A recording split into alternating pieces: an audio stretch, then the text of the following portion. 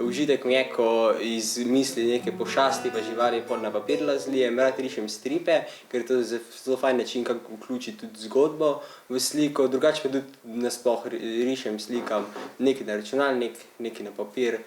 Če mi kaj pač ni všeč, mu to povem, včasih popravi, včasih se mu zdi pač boljše, kakor on misli. Zelo lepo riše, zato ga večinoma spodbujam. Če se rišem, on igra na kitaro.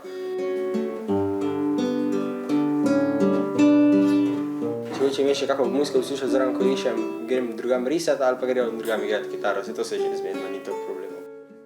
Nekako se mi zdi najboljše izraziti z glasbo, ker se res vživim v to. Nisem zdaj neki dober v strategiji in tem, ampak znam pač narediti zgodbo iz skladbe, a ne.